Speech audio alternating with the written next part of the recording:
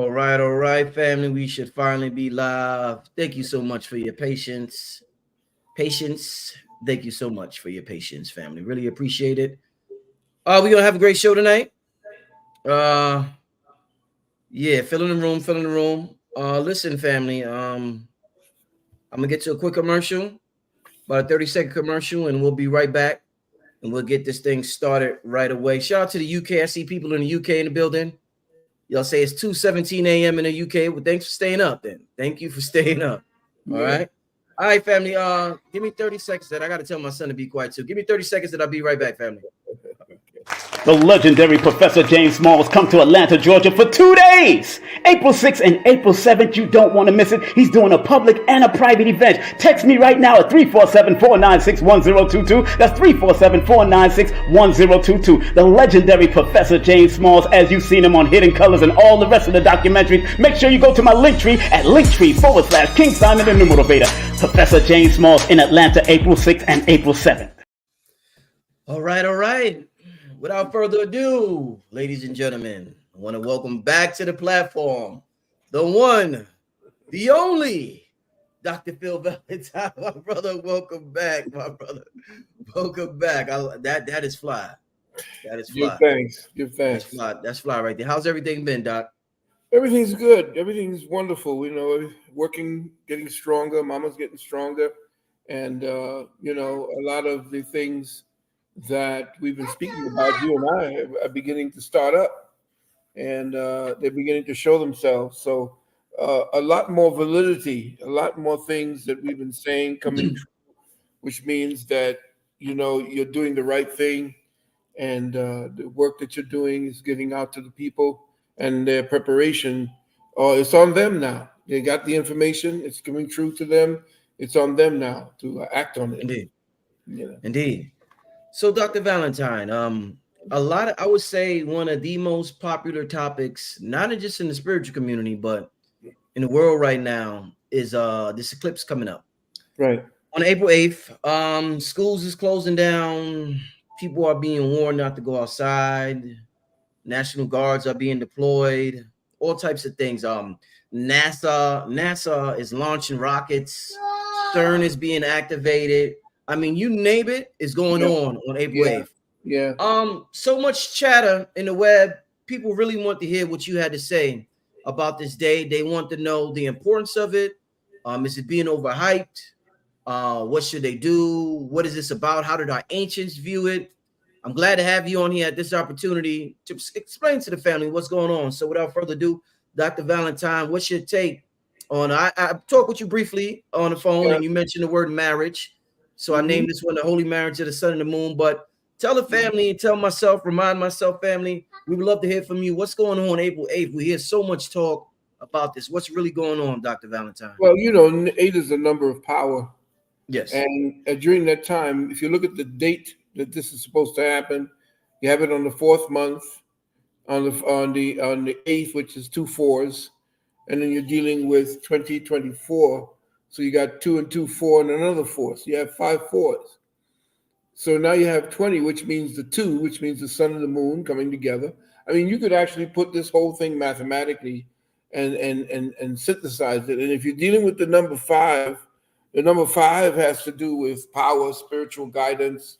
It also has to do with a reaffirmation, or if you're dealing with consideration and dealing with affirmation time. A lot of people are afraid of this time because of what it signifies. But that fear is an old fear of people who have superstitions. This is nothing more than science revealing itself, and what people do in scientific moments that the Most High, or what man has calibrated as a scientific event. We're looking at it as a kind of a superstitious event. All the fear and so forth, and the people who wish to control us are essentially using this fear, promoting the fear, first of all, so that they can use the fear to do all of what you see getting ready to happen. And right now, as I stated before, there are at least 28 wars going on the planet. 28. And these wars essentially are a adjustment period that the so-called New World Order is kind of trying to eliminate as many people, number one, and number two, conditioning those who will survive to accept the new type of burden that they're going to place on humanity. Now, this marriage that we see happening between the masculine and the feminine is the opening a doorway I spoke about. And if you're looking at the sun and the moon, and you see that the moon covers the sun, and you have this gigantic, what looks like a void or a black hole, that particular point right there with the zona pellucida, the light around that darkness, it looks exactly like the ovum of the female. So what you have right there is a psychospiritual egg or a cosmic ovum. And that's when the collective consciousness of our planet, or at least 1/10 of the planet, is to focus and do some serious affirmations to actually fertilize that moment. Because once they start parting again, what you have is the beginning of a consciousness envelope that is going to contain a lot of what it is that we invest in there. Now, based on what they're trying to get you to invest in that moment is fear. Once you invest fear in that moment, and they ramp up that particular mentality and fear, feelings of fear, they're going to actually cause you to essentially look at everything that happens after the event from a point and a focus of fear. But this is the point right now where you have to invest and invaginate that particular moment with the most positive energies and with the most focused consciousness that you can, so that that particular moment is frozen and becomes the template that feeds the atmosphere after the two separate. So we can use that moment to be in fear and worry about what we're going to be doing and what's going to be done to us, or we can actually take that time and look at the card. If you want to deal with the number 5, because there's 5 fours, so we take the 5 out of that 4. 5 and 4 is 9. That's the time of completion. But if you look at the 5, 5 essentially is a major arcana, which is the Hierophant. And there are key aspects. That's spiritual guidance, which is essentially what you all are doing now. You all are guiding people spiritually. So this is the moment.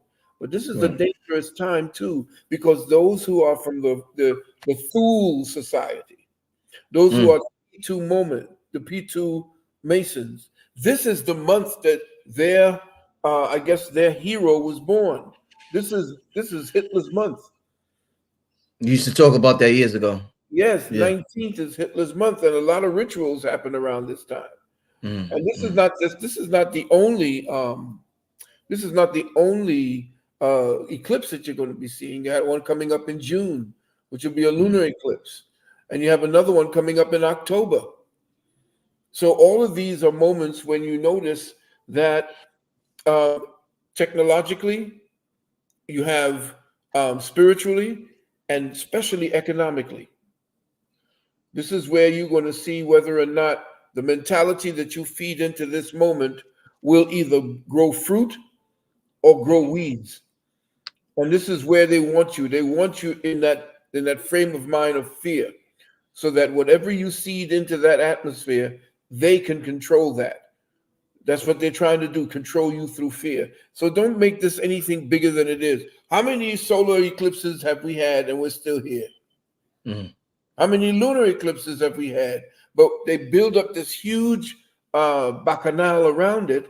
And essentially, all we have to do is be still and to work the moment, to work that electromagnetic portal with some serious energy, focused energy, so that we will definitely bring whatever those things. You have to counter. We have to create the countermeasure from the consciousness we feed in at that moment.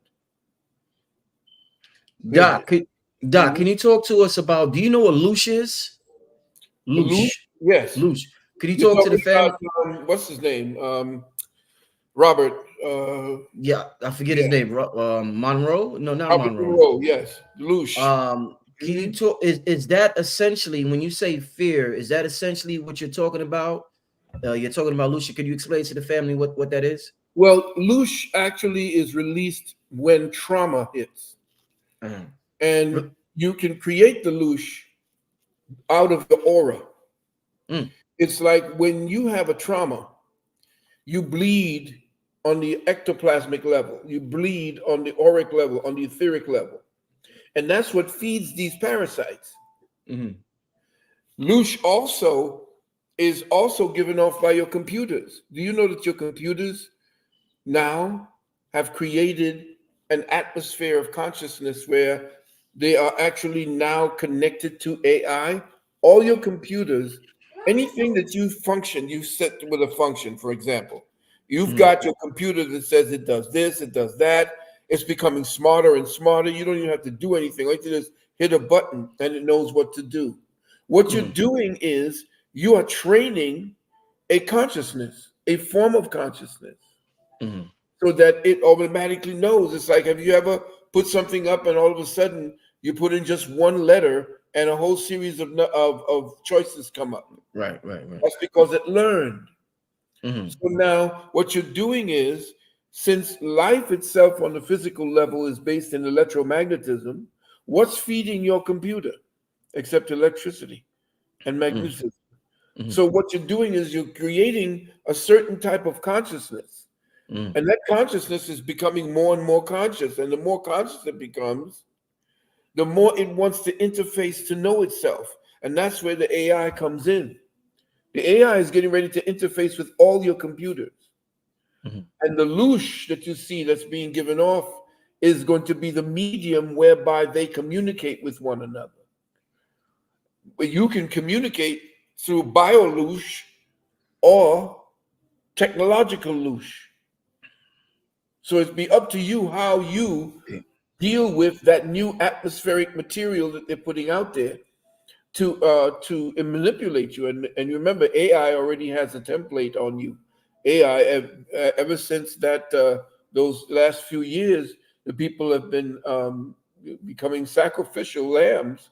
What has happened is that the blood templates and what you have now in your system is a feedback. It's interfaced with your aura. It's become part of your DNA, and you are radiating that, and that's what the new AI is picking up. They are picking up a material that's in your bloodstream right now, and the AI is creating a doppelganger of you in the system. So each one of us is unique, right? We have a signature all our own. Now, you can't get two fingerprints the same, two DNA the same, nothing. Well, the computer knows that now. And since the computer knows that, it can actually create you as an individual entity within a type of matrix system. And that's what it's been doing over the last, say, 5 to 10 years. So the Loosh becomes the blood that feeds parasites. And parasites essentially become more acclimated to an aura that deals in fear, because fear causes an attenuation of your auric field. And then that's where the parasites come in. And if you have trauma, say for instance, you have been graped, we say grape. So you see what's going on with the Illuminati and the sacrificing children and the whole 9 yards. You are lowering your own defense through fear, and you are allowing these psychic parasites to take hold. And they're feeding on the Loosh, that ectoplasmic blood that you give off from fear. So, Doc, if our Loosh is feeding these parasites, these psychic vampires, who is our love feeding? The love is actually bringing the balance. That's the problem now. We're fighting against the fear that they have been giving us for so long. The love energy, which is essentially nothing more than coming to a place of no conflict. Where there is love, there is no conflict here. So the idea is to keep your mind in conflict. And the more conflict you have and the more fear you have, the less empathetic you are to the next person. You don't really care because it's all about survival when that energy comes up. So when you deal from love, and there is this sense that you're not worried about the physical flesh, you're not worried about dying for what you believe and what you know you have to do. There is this resolve. There is this sense of peace. That's what we don't have, a sense of peace within us. And love comes from a sense of peace. I know what you're saying. You're having that problem, aren't you? Yeah, sorry about that. His mom is calling him. Sirius, come here. Come say hi real quick. Come in. Let me show you, Doc. I want to see him. I ain't seen him in a long time. Wait, come. Where are you, boy?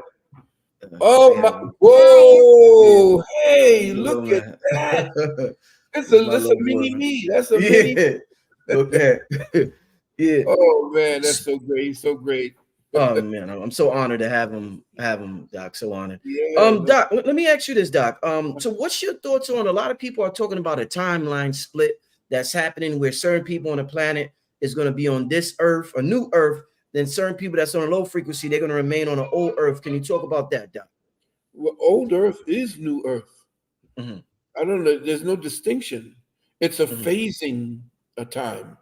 There's no see, the problem is there's been always these distinctions. That's why you have 10,000 genders, and they're splitting between men and women. Women want to become men become.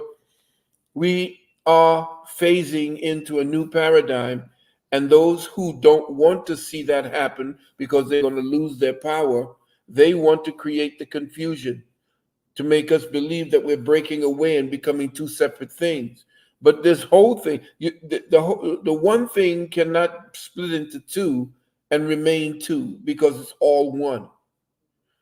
So if there are people who will break away, say, for instance, from the technological utopia that they want us in, the technological utopia is the new system of the mind. And there's some of us who want to pull away and we want to get back to nature. Right. But it's the same thing. They're both sets of technologies. Depends on the technology you choose. But one is going to advance you spiritually, and the other is going to advance you physically and mentally. And they're going to, whoever it is that is trying to deviate you and put you into this transhumanism, because that's what it's about. The transhuman now is a whole new form of control. And that form of control wants to become so technologically efficient and so brutal and so non-empathetic, so that when they move against those who hold the love signature and the empathetic signature that comes with love, that we'll be able to conquer, but it never happens. Remember, hate and evil, they are on temporal energies. They can't last. They need to be fed. Right. Love doesn't need to be fed. It's there. All we have to do is to rest all of the panic and the anxiety that goes into surviving, and we come back to understanding and understanding.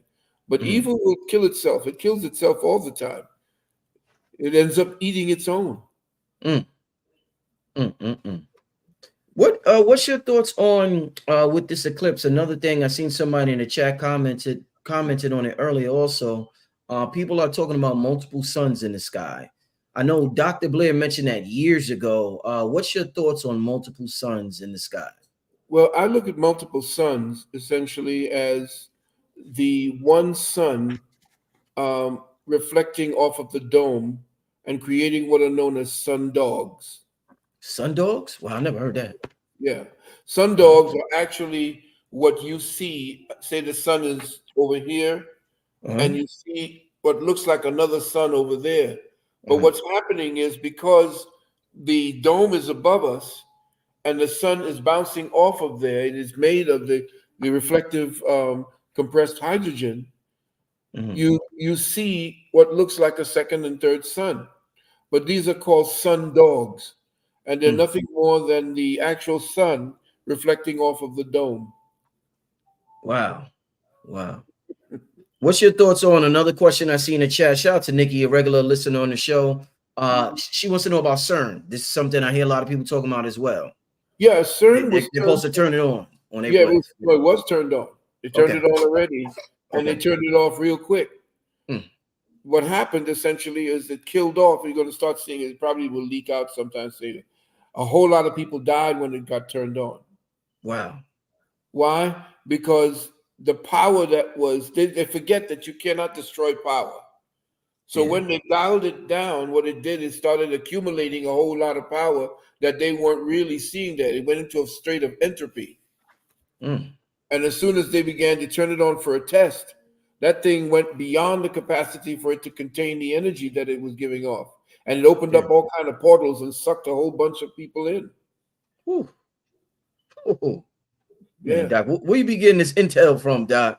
I can tell you I have to shoot you or something. Oh, man. And like I said, there's so much going on. Besides the third thing, NASA is talking about they're supposed to launch rockets at the eclipse. What the hell are they doing that for? Well, what they're doing is they're trying to impress you.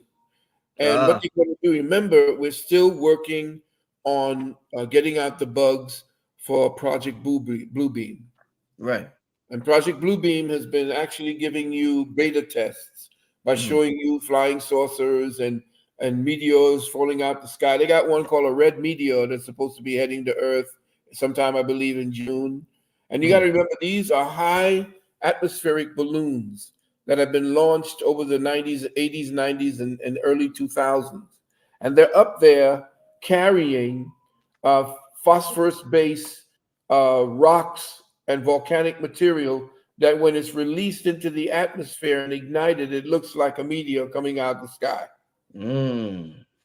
So they're playing games with you. Wow.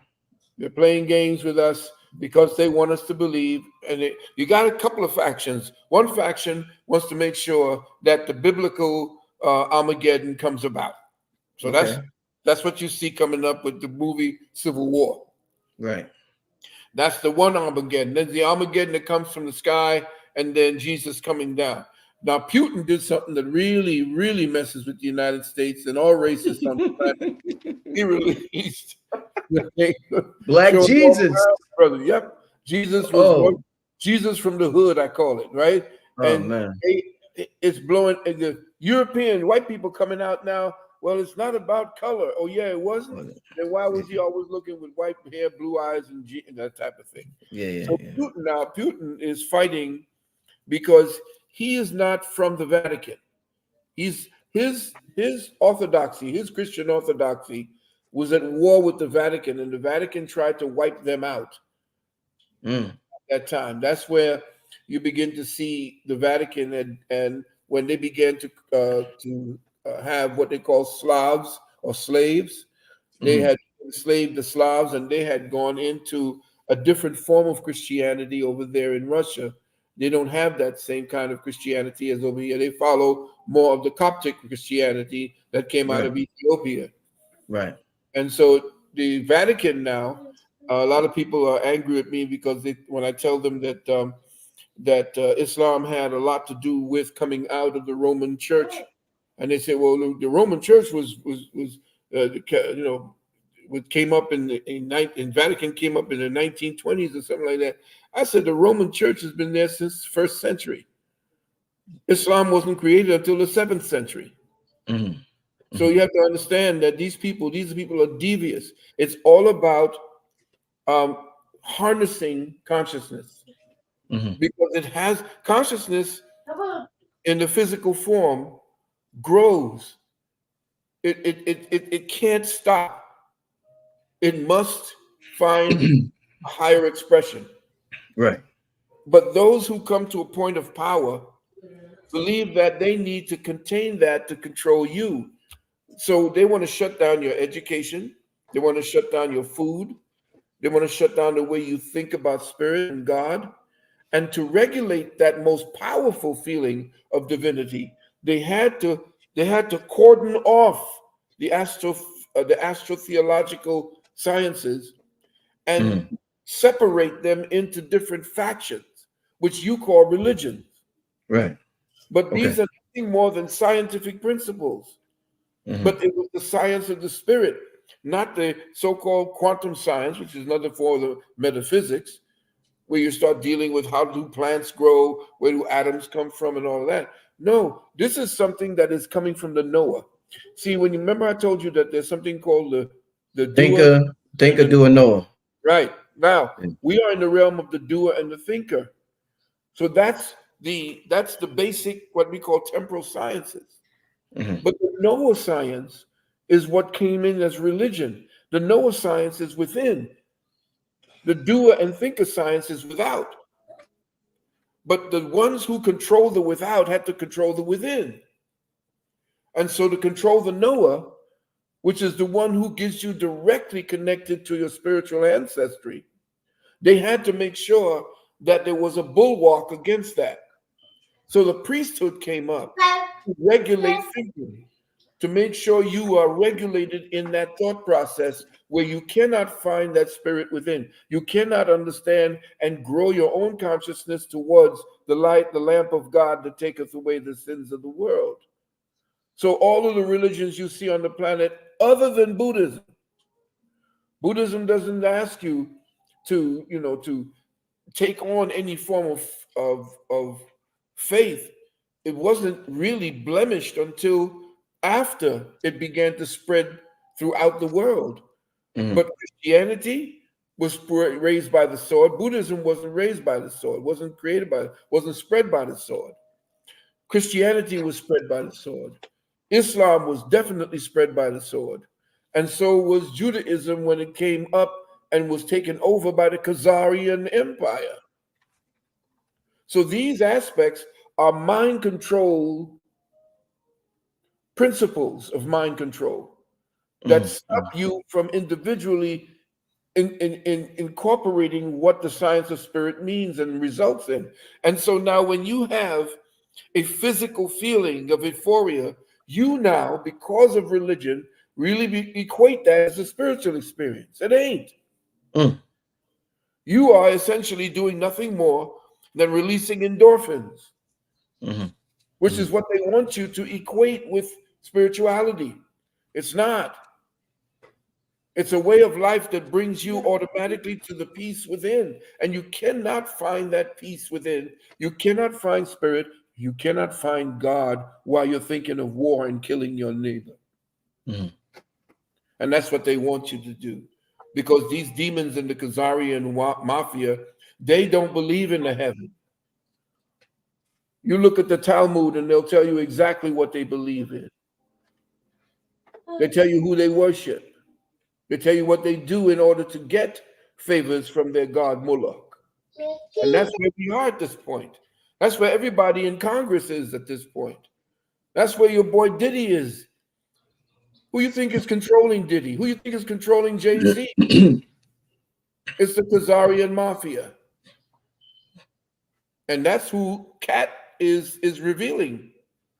That's who he didn't actually kowtow to. Most of the real ones, like Mel Gibson, they don't want to know. They want to deal with that. Of course, he's all Christianized and so forth. But you got to remember, a lot of people, a lot of what's going on today is based upon the proliferation of fear and making you believe that a savior that has human form, that looks white with blonde hair, walked on water, came down and raised the dead, got nailed to a cross, that somehow that entity, after tens of thousands of years, 100,000 years of the same principle being taught to your ancestors in the form of Adonis, in the form of Asa and Heru, is changing the names to protect the guilty. So now you're just taking on a fable and a story that you've anthropomorphized into a human experience. And that's not it. And they got you. They got us dancing on a string, making us believe that somehow the Bible was written by God, which is bullshit. By faulty men. And the people who are at the Vatican's, who was it, Eusebius of Caesarea, who led the what was that? The Council of Nicaea and the Council of Trent. These people met together in order to learn how to control you, control the spirit, and control everything having to do with your ability to raise your consciousness. What when we're talking about the moon and the sun and this eclipse, a lot of people, I've heard a lot of speakers before say that the word money actually comes from moon money, moony money. And a lot of people think about gold when they think about the sun. They say the gold is connected to the sun. So what's the connection with, is there any connection with the solar eclipse and the money institutions, our money, how finances will begin to flow in this realm, Doc? Yeah, well, money comes from the word monad as well. Okay. The monad essentially is a point of reference for an entity that begins something and follows it through. The monads become signatures or template signatures that the physical air, fire, water, and earth threshes out into a reality and a system of reality that we either incorporate or we distance ourselves from. It becomes antithetical to us, or it becomes something we can embrace. But yes, money, or what we call money, is a system of trade. But money could be anything. It could be trinkets. It could be cowrie shells. It could be shells from the ocean. It could be fish that you trade for turnips. Money is actually an exchange of value. They took it and they devalued it by removing the value from the system and making you believe that since you can't get it, they corrupted value. And that's the thing about what's going on today. Does religion really give you value? It gives you a false sense because you fall back on words that you're supposed to have learned from the time you were a child. Honor thy father and thy mother. Thou shalt not kill. These are simple things that you're supposed to know. You don't need priests and an entire Bible this thick to tell you what you need to know about being a good man and a good woman. You know exactly what it takes to be a good man and good woman, to be empathetic, to feed the hungry, to clothe the naked. You really need a whole set of priests and an institution that has trillions of dollars and land mass and is a corporation. You really need them. You really need their sigil and their mascot called Jesus. No. We are coming into a time that Christians are going to actually fight us for. And that time is going to be the time that is locked in here. Remember I told you thought and time are the same. Well, we're coming into a new time. And since we're coming into a new time and thought is time, we're coming into a whole new thought process. So we're coming into a whole new time signature for consciousness. And that's changing your thought patterns, changing your thought and the way that thought is the trajectories of thought and what it now is being used to reveal and to use it to uncover what has been concealed. Right. You see, right now, thought has been used very dangerously to kill, to steal, to be, like the women today, the young women today. What you got? Money. How much money do you need to have if your man? You want to have your man? He needs to have $100,000, over 6 figures a year, and he gonna need to make $1 million a year. What are you, delusional? But this is what they're teaching. I don't know if I ever asked you, Doc. One of the words that get thrown around with, celestial events happen a lot is the word Nibiru. I don't know if I actually, what's your thoughts on Nibiru? Nibiru, yeah. Nibiru is essentially one of the liquid components that essentially cycle in the dome and around the dome and come back every now and then within the dome structure. Because remember, we are in a gaseous water field, and because it's like we're in a whirlpool, and if there are orbs of plasma or whatever it is that are circulating in that pool, and it comes around because it circles, say, every 5,000 of what we call years, then yes, our ancestors will have noticed it. It will see what happens when that particular orb comes around, and then they'll tell you Nibiru will come, and there's people sitting on Nibiru. It could have been a ship that visited us, that came through the portals of the dome. There are a lot of entities that are coming, but they're coming from out of the ground. They're coming from underground. Very few of them are coming through the dome. They know how to phase. They know how to dematerialize. They know how to use jump points through points of entropy to come into our reality. And they've been doing that. They've been going in and out of the dome. Our people have been going in and out of the dome. In fact, we've been going up there in Antarctica and been meeting with them. That's why it's off limits over there in the Antarctic.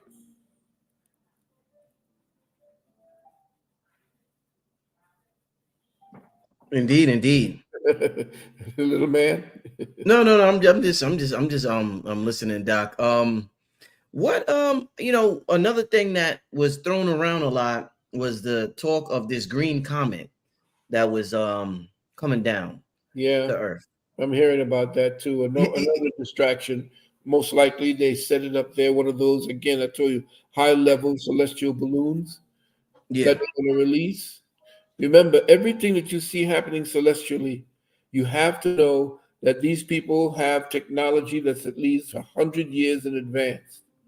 And anytime you see these ships and their entities that you're talking about that have the grays with the big heads and so forth, yeah, they could exist. But what you're looking at is technology that has been retrofitted that we control. And your boy, what's his name? I forgot the name of Greer, I believe his name is.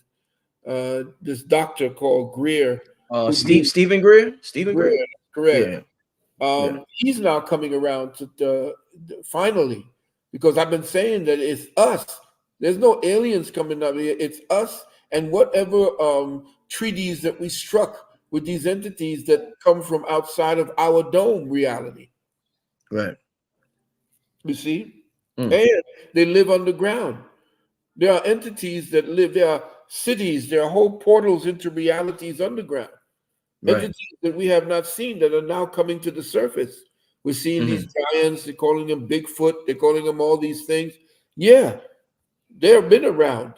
Our ancestors know them. They help our ancestors every now and then. But you got to remember too that those who have made the deal with those other entities, I'm talking about the parasitic elite, they were told that we need help in order to constrict and contain the people from getting into the forests. Remember, they want to rewild America.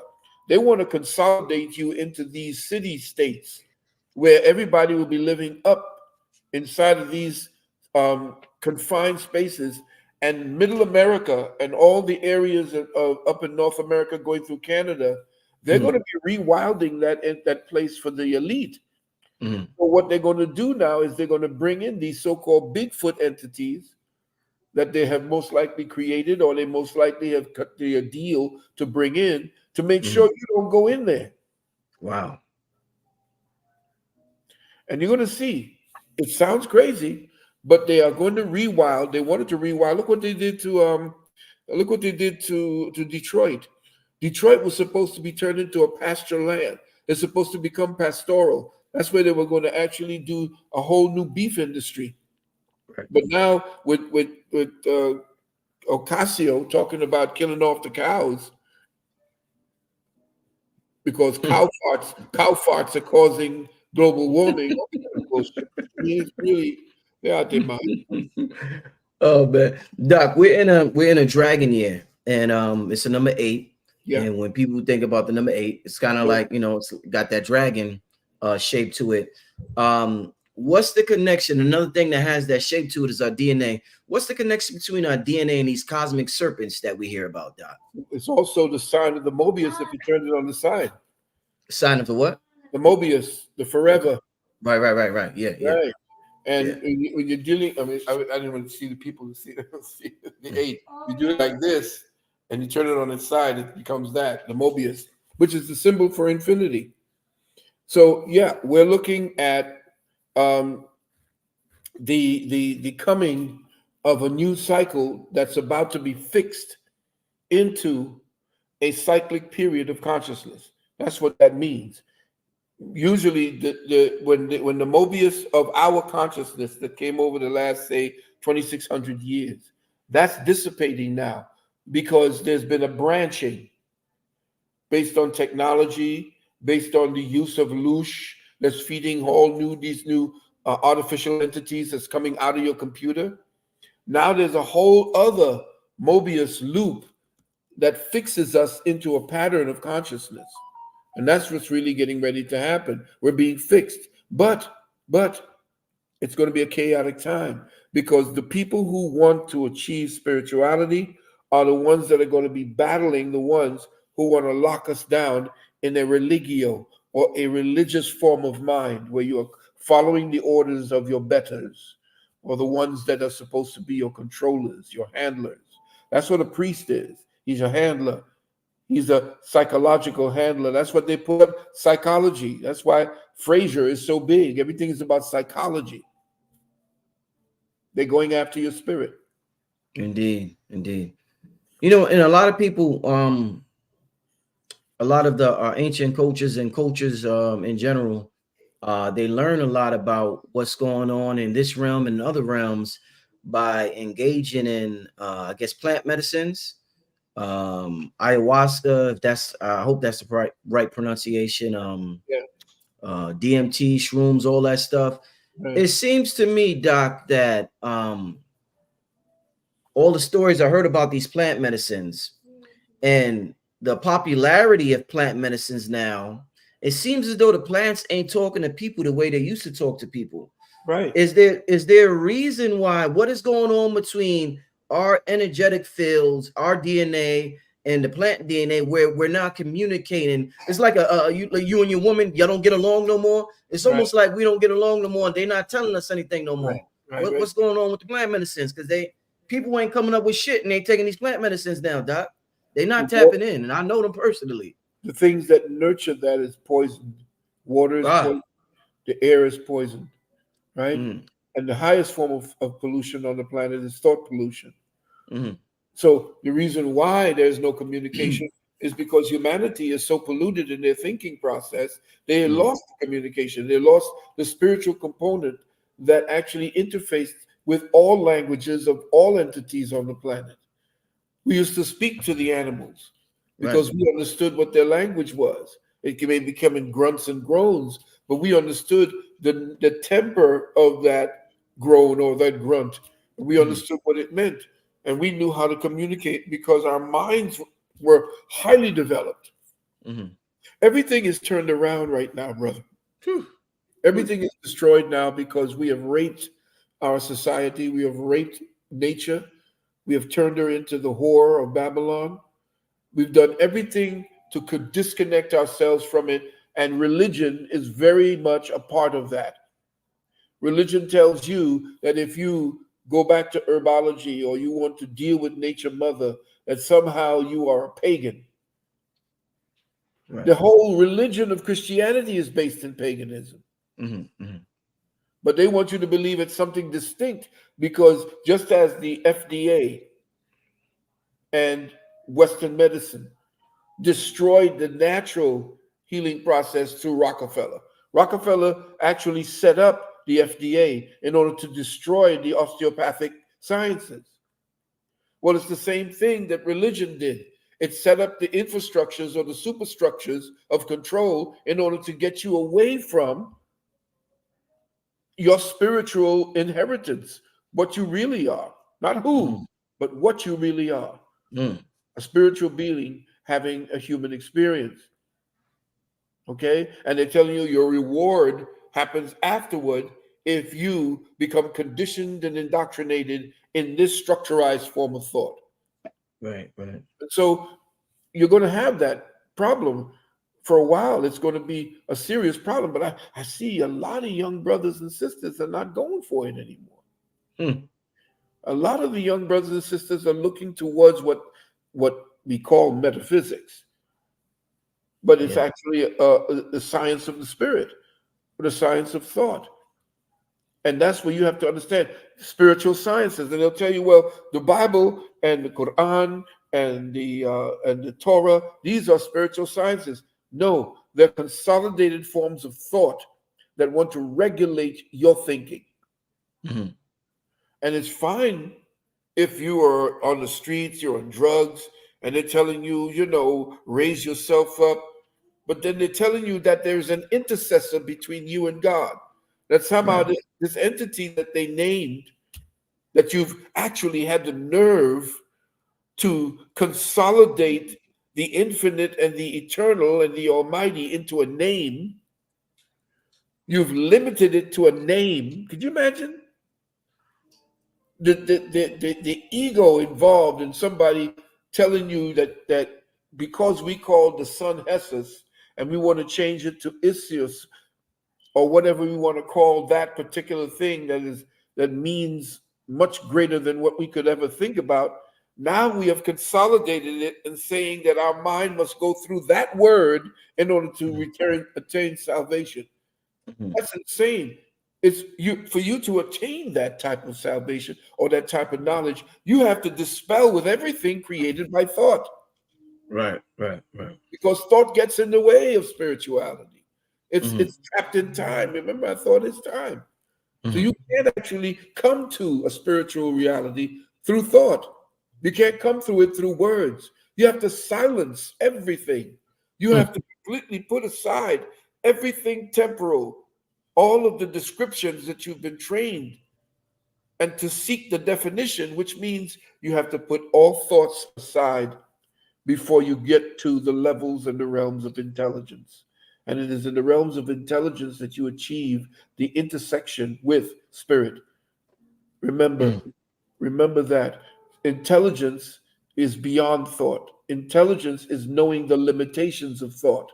And until you come to that understanding, you'll never understand what the spirit is about. You'll just have this adrenaline rush thinking that you're having a spiritual experience. It ain't. Doc, if thought is time, Yes. and some people say thought comes from Thoth, which is thoughts, and Thoth talked about thoughts constantly. Was Thoth responsible for putting us in this time loop that we're in? Did he have any play in what we consider time, this imprisonment of time that we're under right now? You should say that. Yes, in the ancient Kemetic pantheon, Judi was the name. Right. And Judi was an energy. And remember, the symbols are not the thing. It's just representative of what we are to think about when we wish to identify an aspect of the mind of God. Right. So an aspect of the mind of God is what they call Judi. Now, what is Judi? Judi is that interpreter. Because you can't actually get into the mind of God and know what the hell you're doing. You're limited. This is a limited frame.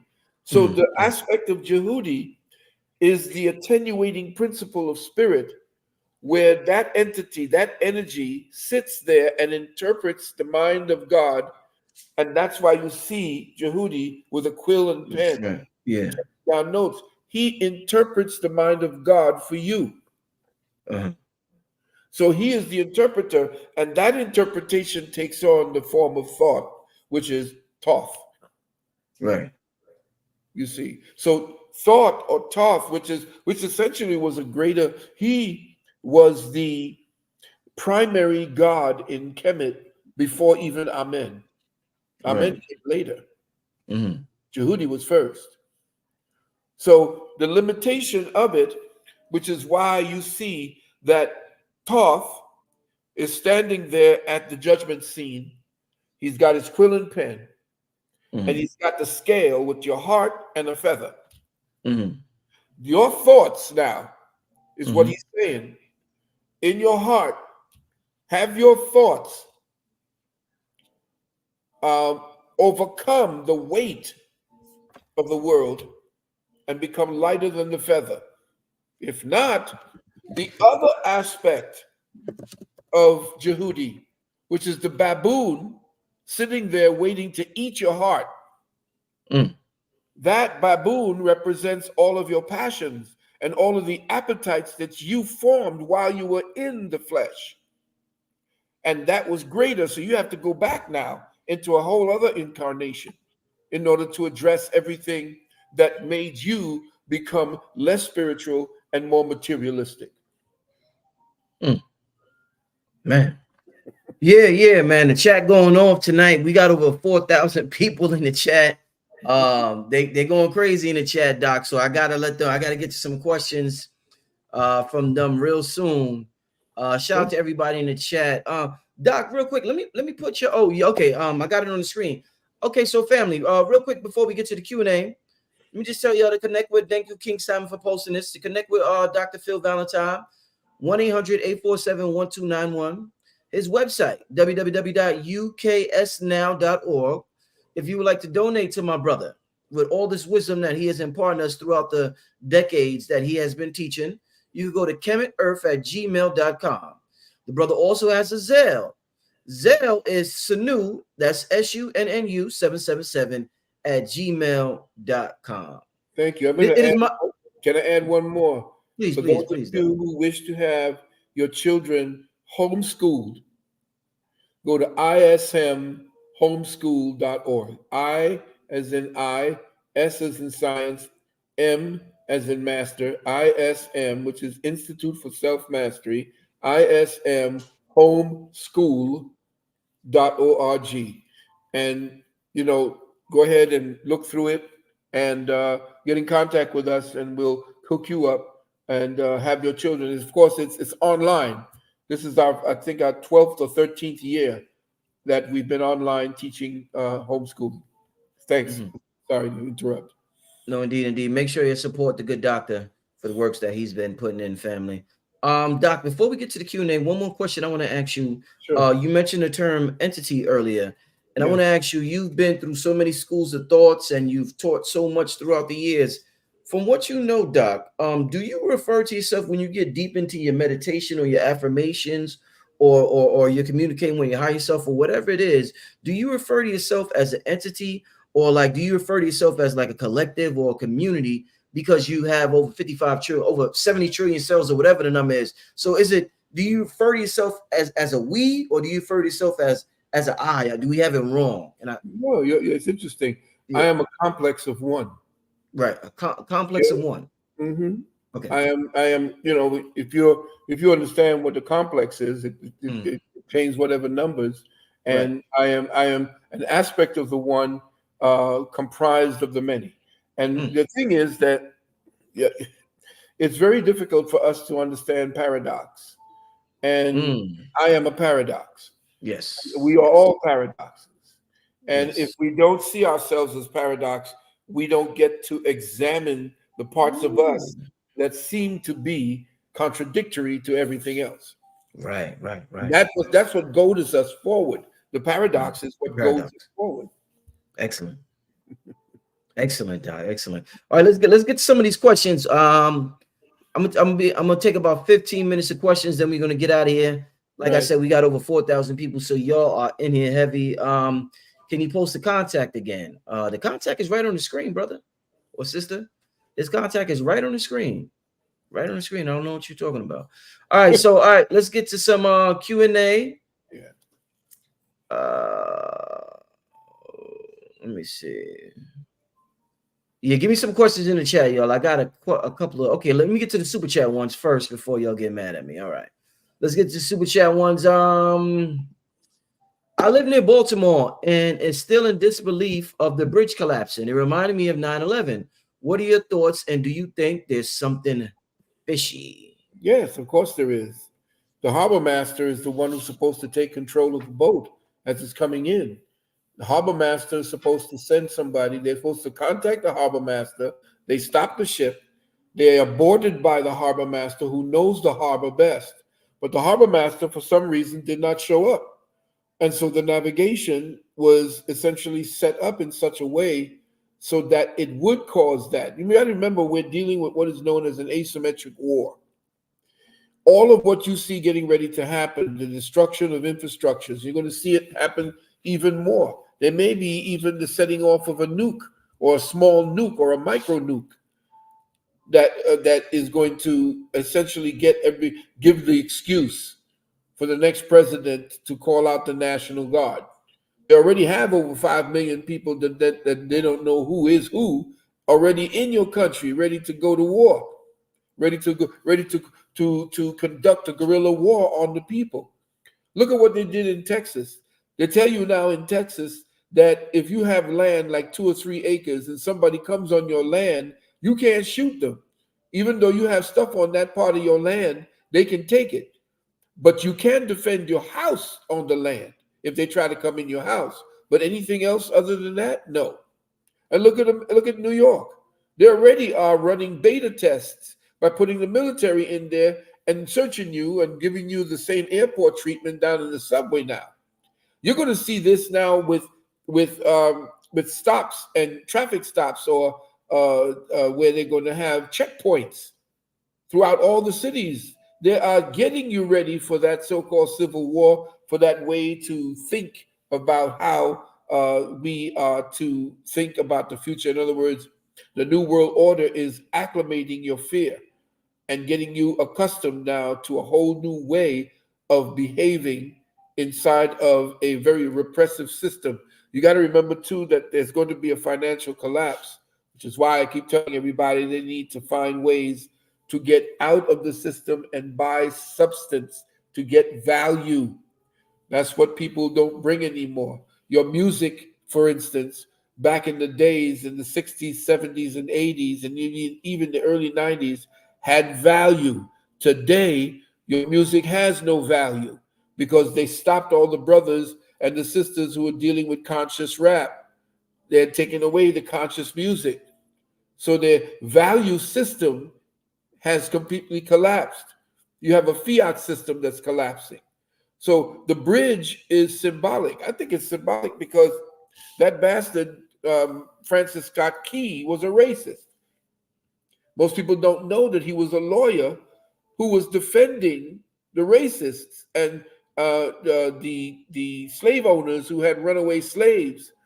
He was defending that. He may have defended 1 or 2 slaves, but that was because I forgot the reasons for that. But this guy was against abolitionists. He wanted to fight against the abolitionists. He took on all the cases against the people who were against slavery. And what happens? The abolitionists are what essentially became the Republican Party. The Democrats became the ones that wanted to maintain the slavery. And these dumbass Negroes out here got us believing we're Democrats. And that's the Klan. But the abolitionists and the Frederick Douglass mentality all became the Republican Party. But that's a little bit of history. I know I kind of grow off the deep end. But yeah, that's that was contrived. It's called asymmetric warfare, where you don't have an enemy facing you with guns. They're taking you apart, stealth, piece by piece. Indeed, indeed. All right, let's get to the next question. Okay. Let's get to the super chat question. All right. Question for Dr. Phil. Do you have any insight on the similarities between nature and humans? Because I've been working with plant frequencies and incorporating them in my music, and I've been getting great results. Indeed. I suggest you get Stevie Wonder's Songs in the Key of Life. He did that based upon plant frequencies and dealing with the Fibonacci spiral. You have to deal with frequencies when you're dealing with deal with the 589 and 444. There are other ones, the 9. Go ahead and up online and look up the harmonizing frequencies. And when you tune your instruments through the oscilloscope, tune it to those frequencies, and you will have what is known as an affect aura effect on people, so that when they hear your music, they cannot help but love it.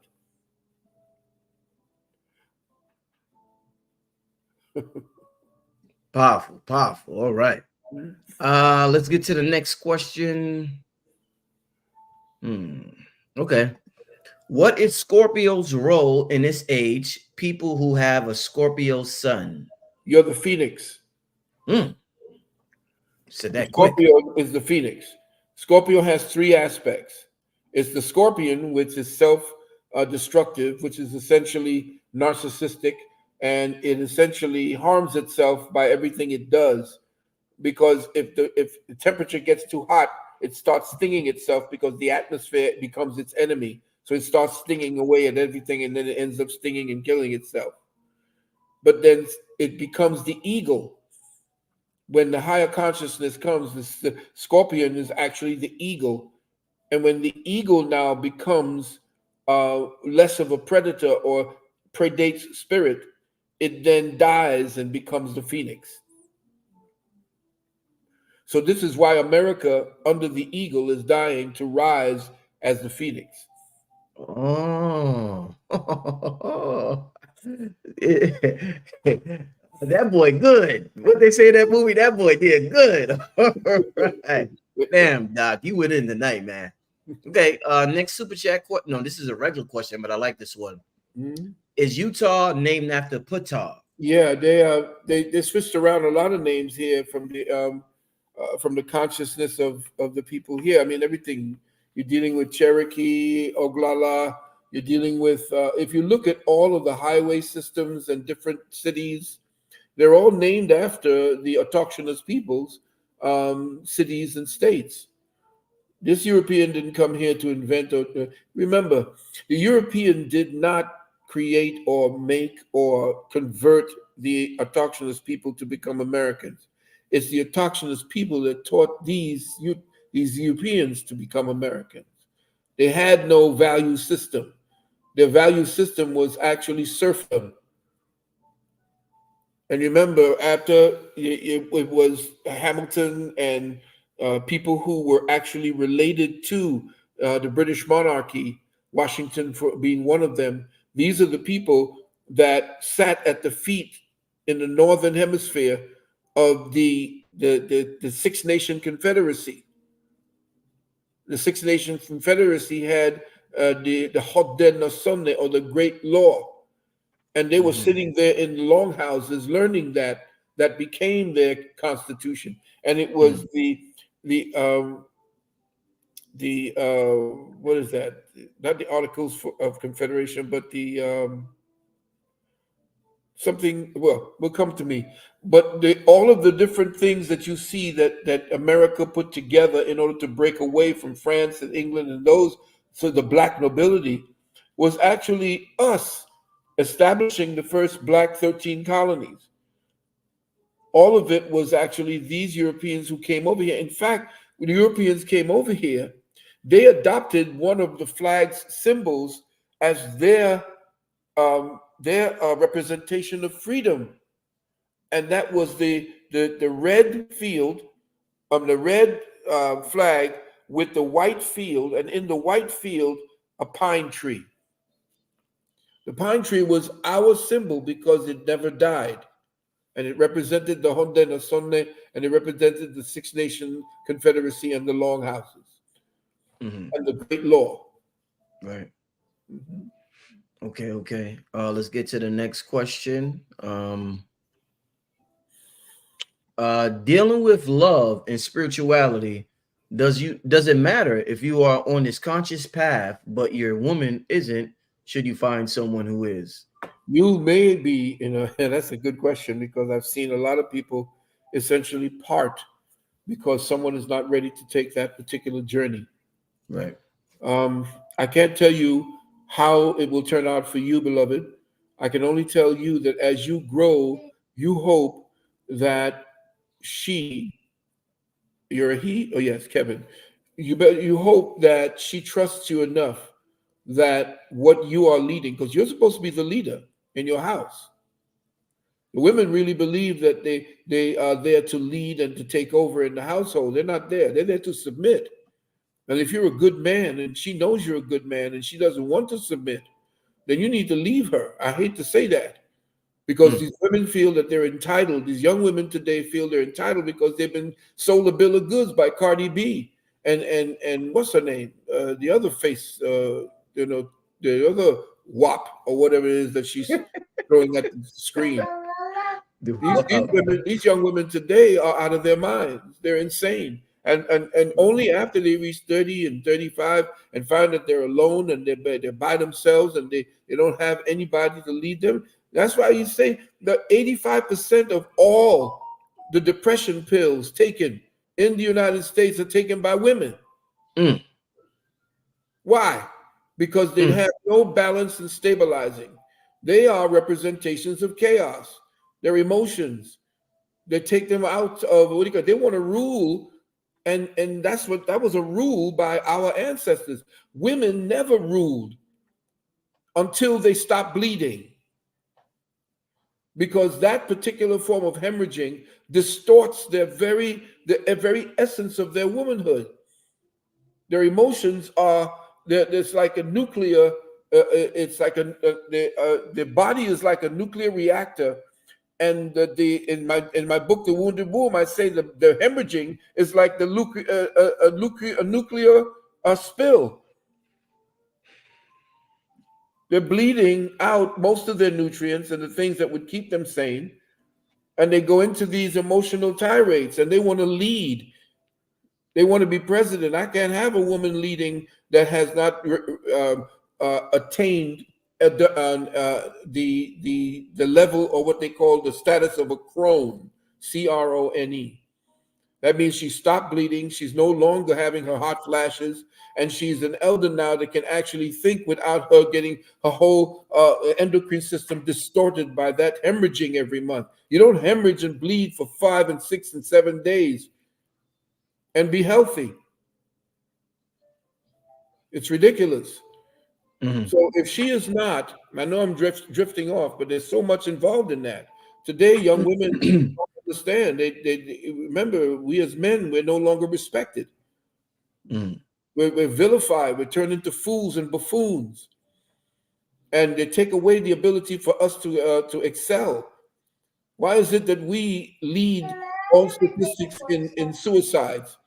Why is it most of us are in jail? Why is it that we're dropping out of the education system because it's turned feminized? You think that all of that is natural? You really think that that was just something that happened, that somehow women just evolved to become PhDs and you are getting certain favors? You're being given all these favors to believe that how you behave is the way to behave.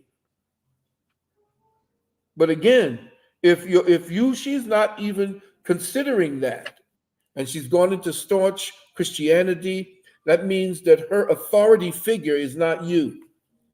And you're supposed to be the authority figure in that relationship.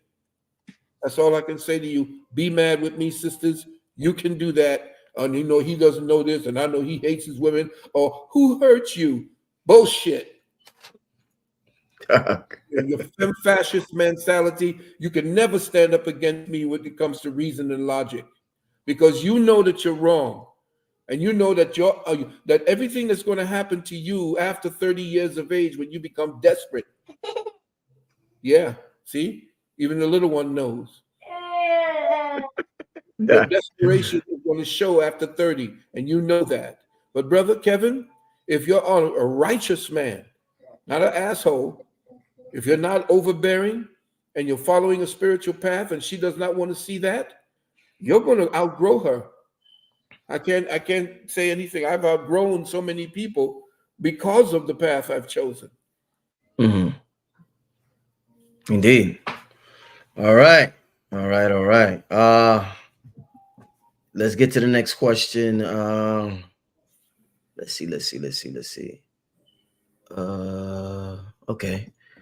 One night, my whole body was vibrating. My ears were ringing. I was in between state of dream and awake. Any insight on what was happening?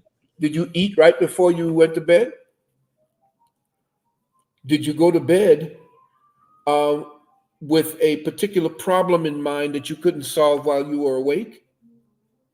The mind does a lot of things to you when you go to sleep, especially when you're in a conundrum where you can't figure out, you can't balance your daytime. It tries to balance you at the nighttime. Now, if you're vibrating, and you're having ringing in your ears, it means that your kidneys are an issue because the kidneys empty out at the ears. So I would suggest that there's something that you're anxious about. You have a lot of fear in you, whatever it is that you're doing. You have a lot of apprehension in what you're doing. Mm-hmm. So I would suggest that as you're doing what you're doing, that you pull back from whatever it is that you feel that you want to invest all your passion into, and examine the path you're taking at this time. And take your time to do that examination. Be very mindful of that.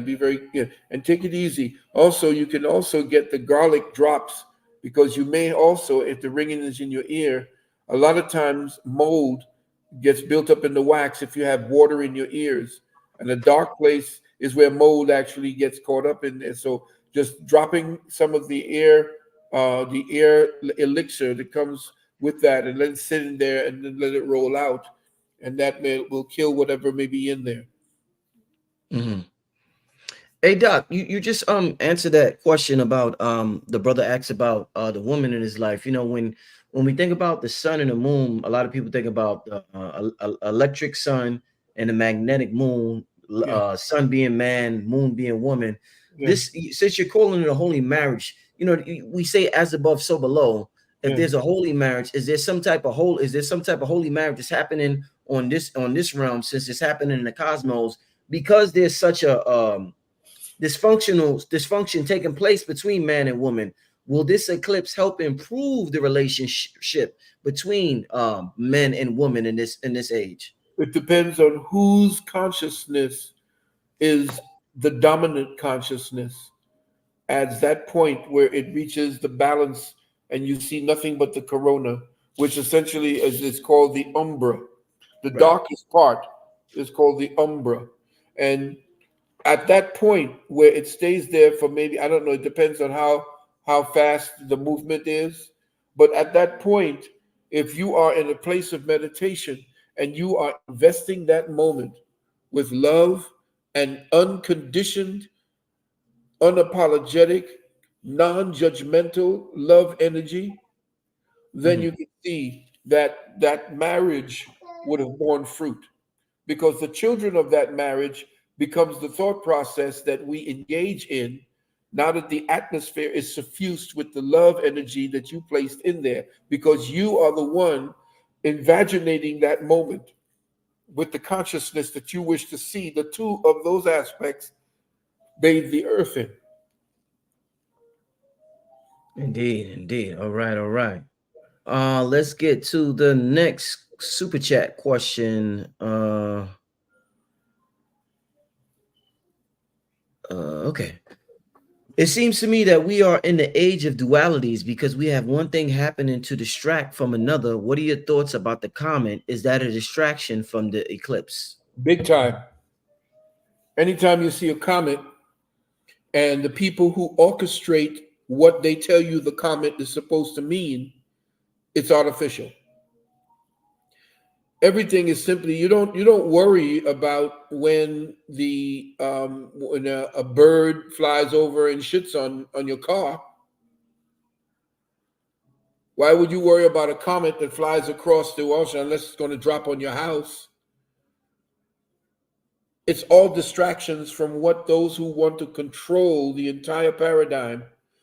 They're distracting you with these cosmic events that are natural events that that nature uses to balance the atmosphere. Remember, we're dealing with people who are permeating the Akashic records, which means that they're disturbing the waters above, which is going to affect the waters below. So now that they're putting all kind of garbage up in the waters above, what are you breathing? What are you drinking? Everything to distract you, or not only your ability to discern clearly, but what you are ability to discern spiritually within. Again, it's an asymmetric war against humanity. It's about bringing you under their heel and doing everything they can to distract you. Now, you say we're living in dualities. We are in the realm of duality, beloved. Everything is duality. In fact, the unity in matter, which is the one, is unified as the one in the balance of duality. So, in the balance of duality, you are emulating the energy of the one God. When you can act and you can behave, speak, and think like the design of the masculine and the design of the feminine, and see how those work compatibly to coexist together, to love one another, then the duality becomes one.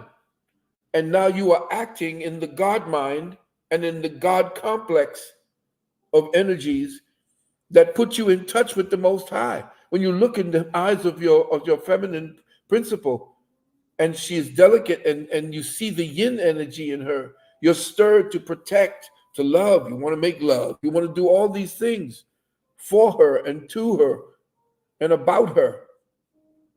And it's the same way that she looks upon you. But today, she's supposed to be, because she is a gatherer of information. When you talk about hunter-gatherers, the ones who go around picking up and digging up the bulbs and so forth, those are the women. So that's why she is so open to so many teachers and people telling her what's wrong and what's going on in her life. She needs to look and see what everybody else is doing. If the nails ain't right, then all the rest of the women are telling her, hey, you don't have the polish. If you ain't got one of them Japanese fans attached or glued to your eyes so that you're forming a tsunami every time you fucking blink. That's crazy. But her influence is out there. She is open to influence, which is why it is so necessary for you to remain balanced, to understand what that balance means, and that she has to submit to that. She can't walk out there with her behind showing. She can't walk out there with pantyhoses that have been retrofitted to make it look like yoga pants, where you can see every crease and crevice of her ass and her front parts. That's insane. She's putting herself out there because she's not under your control anymore. Men do not control that energy anymore. Those who want to control us control the men by destroying their power and the trust that men are supposed to be given. They took that away from you through feminism, and now the state runs the mind of your women and your children. Men are disempowered. They made into fools, and you have these tired bitches from The View that's actually articulating what it is that you want. And then, of course, Oprah's out there. Now, you say, well, damn, Dr. V, why are you so mad? Why you hate women? I don't hate women. Come on, stop that bullshit. I don't want to hear no more nonsense about that. Who hurt you? Or what about your emotional intelligence? What? That's the famous shit that the feminist women now and women who are entitled come out with. He doesn't have any emotional intelligence. The last thing a woman is intelligent when she's emotional. How you can teach me or tell me about emotional intelligence when you don't even know what the hell that means? So don't go for it, brothers. Don't play into that. They test you. It's called shit testing. Do not let a woman shit test you, young men. Anyway. Woo. Doc. You making the ladies upset in this chat tonight, Doc. Good. I hope so. Man, Doc. That's why they killed what's his name? Kevin Samuels. You think I've been saying anything different from Kevin Samuels 35, 40 years ago? Now I read that book, The Wounded Womb, and everybody wants the wounded womb now because what? It's catching up. I read that 30 years ago, and now it's happening right now. I said the same thing. I mean, I don't have said it with this much passion, but I'm really sick and tired as an elder. Here I'm in my 70s, and ain't nothing changed. Right. It's gotten worse. So yeah, I'm an old cantankerous man sitting on the rocking chair on the porch, and I'm angry with everybody walking by. Hate me all you want, but tell me that I'm telling you a lie. Show me I'm lying. Let me get to the next question, Doc. We're gonna do about 3 more. You got time for 3 more, Doc? 3 more it is, brother. All right, let's do 3 more, and then we're gonna get out of here. Another super chat. Shout out to everybody with the super chats. I really appreciate it. Really appreciate it. Where is it at? All right, this super chat question: can you speak on the 500 tornado ritual you, Azazel, Bobby Hammond, and Dr. Blair did years ago? Oh, good God in heaven. I don't even remember what that was. That was something that Azazel and Bobby had done. And as far as the tornado ritual, it's a gathering up of vortexes. It's creating vortexes. That's something I don't do anymore because I'm not in the proper environment for doing that. I'm sorry, beloved. I wish I could. Okay. All right, let's get to the next super chat question. Are we now coming back into the reemergence and rise of divine feminine? Women did not once rule at some point in history. Queen Nzinga, for example. Women only ruled based upon them inheriting the throne from the husband or the man before them. That's how they ruled. Women never actually ascended to rulership unless they came from a family of royalty that actually was established by the men. And they did not rule at one point. In fact, they ran societies that men tamed for them. After men have tamed an environment and made it safe for women to operate, then women took over and they began to turn the house into a home. But they don't create societies. Women don't create families. And this thing about a single parent, there's no such thing as a single parent household.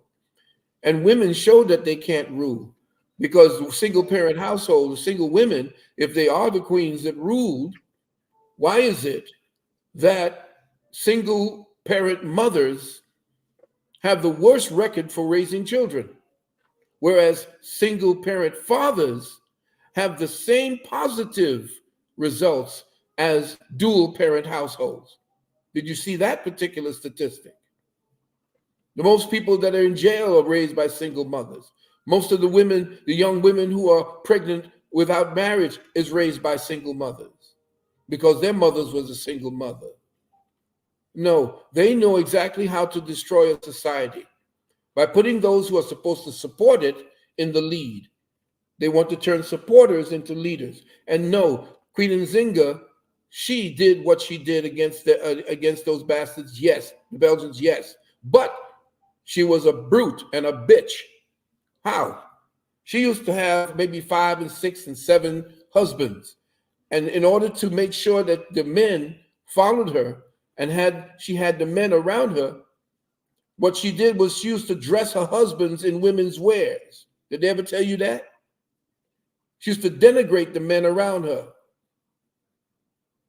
And just like they blew up those women, the warrior women that they showed. What was the name of that movie that came out there where those women who were attacking their enemies and handing them over to slaves, handing them over to the white man as slave pushers? They don't tell you about that, but they want to give you this powerful woman as a warrior. They only won one battle because it was a surprise to the white man at that time. But the second time they got their asses kicked. They didn't tell you about that one. But no, I understand Queen Nzinga, and they want to push the queen, the powerful queen. You go, girl, showing women with muscles and they got more pecs instead of breasts, and that's the perversion of the feminine principle. Women are not supposed to be leaders. Men lead. Women are supporters. Women are the ones that are supposed to bring peace. And Nzinga did something great when she rose up and started to deal with the men and told the men, yeah, let's get going, let's do. But then she used that power and became perverse. You don't hear about that part of it. And women did not rule at one point. And if they did rule, you have to remember, usually in primitive societies or societies that were conquered and turned into primitivism. And this is something you have to think about. When a baby is born, who is God to that baby? You asked me the mother. The mother. Yes. Why? Because she essentially is the sustainer of life. She irradiates the energy that the baby feels. Her softness, her voice is on a higher register, so it's less threatening. Mm-hmm. Her nipples there are strong, so she feeds them. So the baby thinks of her as God. Now think about that as a consciousness. How will you call mother or the woman God unless you got an infantile mentality?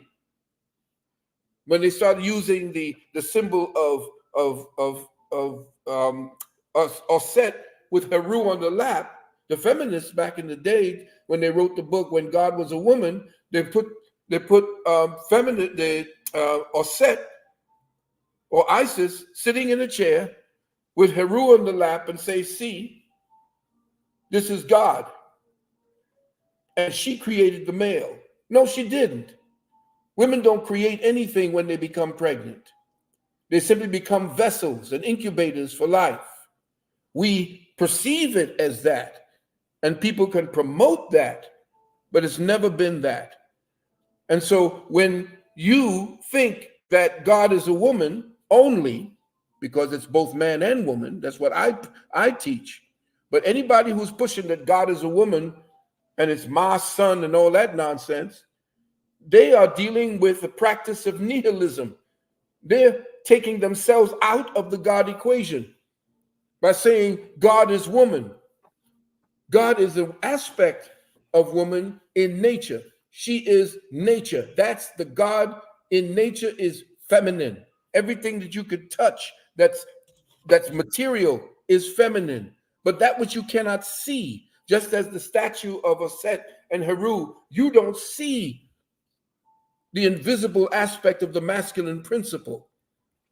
And the evidence for its existence is sitting in the lap of Osset. So don't get caught up in that, because that's what feminism wants you to do. They want to separate God into these two aspects and say that this is patriarchy versus matriarchy. We never had those concepts. That's the white man's thinking. That's his fragmented thinking. God is one, and it's dual. God is the feminine and the masculine. And the two aspects, one represents the invisible as the cause, and one represents the visible as the effect. The effect is always feminine. The cause is always masculine. All right, let's get to this last question, Doc. I know everybody hates me now. Oh man, not everybody, but about 95%. Yeah. Prove me wrong, though. I don't mind people telling me that they hate me and so forth, but then hate me with some legitimate information that you could tell me why you do hate me, and then come with some statistics. That's why I appreciate this person, Kevin Samuels, who they assassinated, because he was talking too much truth. You did the same thing with them two brothers. Women, we're in a seriously feminized, a feminazi, fascist society. So anytime you can't talk about women, but women can talk about men. I want them to be 6 feet. I want them to have 6 figures. I want them to have 6.5 or more inches. But you tell a woman, yo, lose some goddamn weight. You're too fucking fat. Oh, you're fat shaming. You're this, you're that. It's like women can't be talked to anymore. Bullshit. You could tell us all about ourselves, but we can't tell you about you? Nah, it don't play that way. Not with me. Never been that way with me. I'm sorry. Go right ahead, brother. Last question. All right. Let's where is it at? Let me find it again, Doc. Okay. From Cosmic God King 84, how do you explain a lunar eclipse if the Earth is flat? I was waiting for them to come around to that. No. Yeah. Okay. Are the rules different, Doc? I mean, that's No, you're right. Beautiful. I mean, I always want to chance to prove it. And if you saw my webinars, you would have seen this. Just imagine that we are not an orb and we're not circling. Let me see if they got something circular here that I could show you. Say, for instance, the top of my, what do you call it, is the Earth, right? And they tell you that we are, no, this is the sun. And they're telling you that we circle around the sun, which is bull. What's actually happening is that the sun is circling above us, and so is the moon. And just like things that are circling in a parabolic manner, every now and then they tend to connect, and that's when you have the eclipse. And then they separate again in their orbit. So as they spin above us, right, there's a point where they conjunct, and that's where you get your lunar and solar eclipse. That's what they call it, of course. It's a conjunction. It's a flight path where they conjunct. Wow. Okay. I like that. I like that explanation because I was curious about that too. So, Cosmic God King, I'm glad you asked that question. Yes. Indeed. Oh man, Doc, man. Well, man, Doc, man. Yeah, it's I know. Time to wrap. I'm the daddy and the grandpa that they hate right now. But when they start saying, "Oh, well, you know what? Let me just think about what he had to say," and look around you. Don't be hating the messenger. Just check the message, because I don't hate women. I hate what they've become and what they allow themselves to become. Just like I hate what the brothers are doing, and they're putting on all these tight clothing, and they're going out there with their, their feminine ways. And I mean, the young people in these colleges. You talk to a young brother, a young man, or any of these young little white boys in the colleges today, and they ain't speaking no words of wisdom. You ever heard what women know what I'm talking about when the vagina begins to squeak and make noise? It goes squeak, squeak, squeak. You go, yeah. Well, that's what these boys in colleges today, so feminized, they ain't speaking words. They're queefing out their mouth. They sound like vaginas. Hey, these boys ain't no men out there. They're over there really believing there's 25 different genders. They don't even know what a goddamn woman is anymore. Come on. And I'm not supposed to be angry? Come on. Doc, I know you don't like them simps. You say you don't like them simps, Doc. Oh, I hate simps. God damn, I hate simps. I hate simps and cucks and all these people who are out there extolling even the worst things in women, just like we extol the worst things in certain men. It's ridiculous. Anyway, I love you all. This is just tough love. Y'all hate all you want, but y'all going to grow into this knowledge, and it's going to hit you in the face. Just hope that it ain't going to be too hard, and you start adjusting your sights today, because it's going to hit you. You're going to see it. And you sisters out there that's playing that game from the time you're 19 to 25, thinking that you could go ahead and screw everybody and gather up all these bodies, you watch what happens when you start getting to 30. You watch what happens when you have that child and you didn't marry, and what's going to be like when you try to get somebody to come and take care of a child that don't belong to him. It's going to happen. It's going to be rough on you sisters out there. And all I'm doing is just kind of lace you up and let you know what time it's going to be. All right? Much love to you. Hate me, call me up. I'll continue your conversation for you. But you got to get it right. I got to give it to you straight, no chaser. We are doomed if we don't come back together as a family. And if you sisters don't find the right man, and you men don't man up and begin to understand that you are the leader, that you are the prize, and that you have to build yourself up. By the time you're 30, don't worry about you being 20 and nobody wants you. By the time you're 35, that's when you are making your money. That's when you get your bags. Remember, Mother Nature gives her everything when she's young. She comes here ready, and she has all her value by the time she's 19 through 25. Mother Nature gives her value, but then Father Time takes it away. All right? So you sisters think about that, and you brothers think about that. Stop worrying about you being 20 and 25 and you ain't made it yet. And they're saying, oh, you broke nigga, you dusty nigga. Yeah, I'm broke and dusty now. But watch me when I break out my cocoon. Later. Doc, I'm thinking about I'm eventually going to start a dating show, like a conscious dating show on the channel. Yeah, where people complain about not being able to meet people on their particular frequency. So I want to try to get the brothers and sisters who are on a higher frequency together. Whoa, brother. Yeah, I'm gonna work it out before the year's out. Before the year's out, I'm gonna definitely start it, Doc. You let me know, brother. I could put a couple of things in there that'll help the situation. Yeah, I'm definitely gonna get some ideas from you. Got to call you about that. People, they're excited. They real excited. Good. So it's just a shame, and I know a lot of the sisters got mad at what you said tonight. But it's just a shame that we are in the condition that we are in, as the black man and black woman. Yeah. And I'm gonna tell you one thing, Doc. I'm lucky enough to I've been in a relationship the last 18 years of my life. Yes. So throughout all this, I missed all this madness. This whole madness that happened the last two, I missed it all, Doc. You're blessed, brother. I missed it all, Doc. I don't know what the hell they talking about. I ain't got nothing to do that. Doc, I'm just, you know what's beautiful? I'm gonna tell you what's beautiful, Doc. I'm gonna tell you what's absolutely heaven on earth. When you have a lady who supports you and you can just focus on your mission. Right. Well, I want to focus on my mission. That's all I care about is my mission. That's what you're supposed to be. My lady supports me 100%.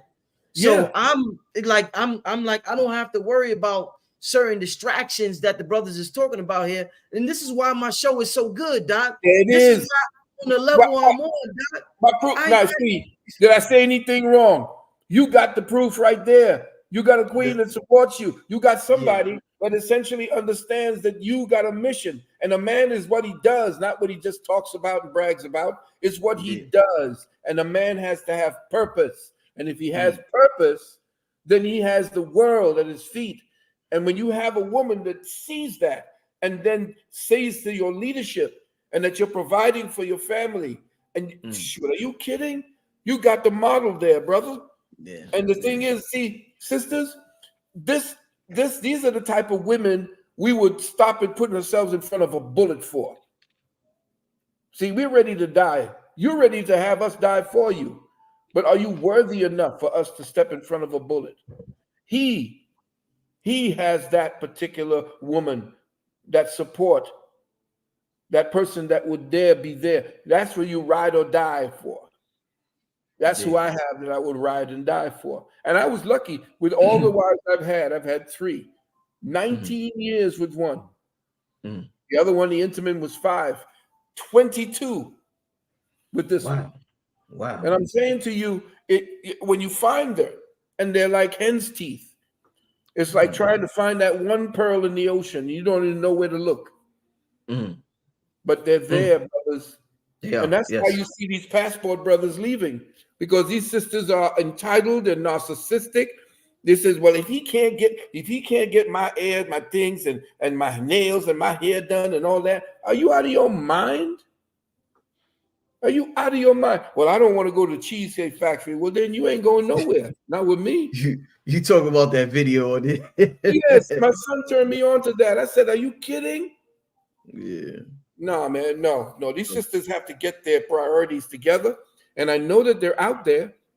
They're good, but there's nobody training them how to be wives. Like when the passport brothers, where they're going, these people have family structures that teach the women how to be wives for a husband.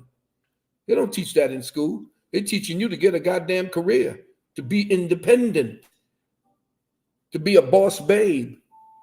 But most boss babes are alone, and they like it that way. Well, then fine.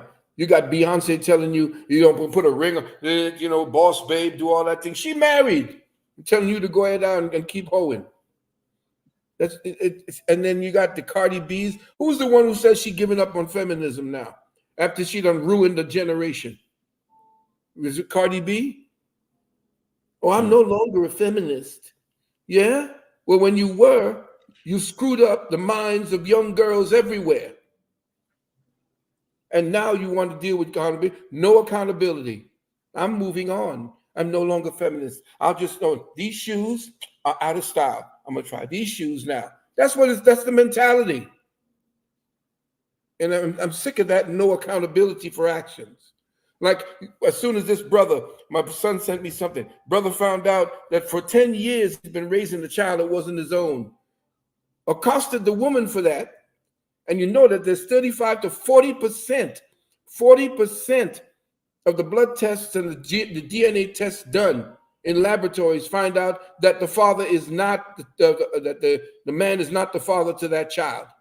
40%. That's high. That's lying ass women. And they have made you that. And then he came and accosted her and he says, what does that mean? She, well, so what? He's your son now. What do you mean? Why didn't you tell me that? I don't have my DNA. I'm not taking care of my DNA. But the women can't think. They're not allowed to think. They were not taught to think like a man.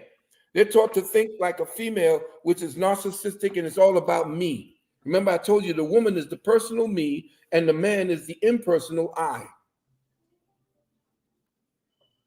So anyway, think about what I'm saying to you. Get past your emotions. And if you're dealing with me from emotions, then I don't want to talk with you because that skews your thinking and your logic and your reasoning.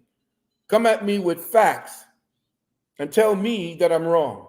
Show me where I'm wrong with facts because I don't care about your feelings. I'm out. Doc, I appreciate you always, you always speak your mind, and I appreciate that, Doc. You've been doing that since I've been watching you.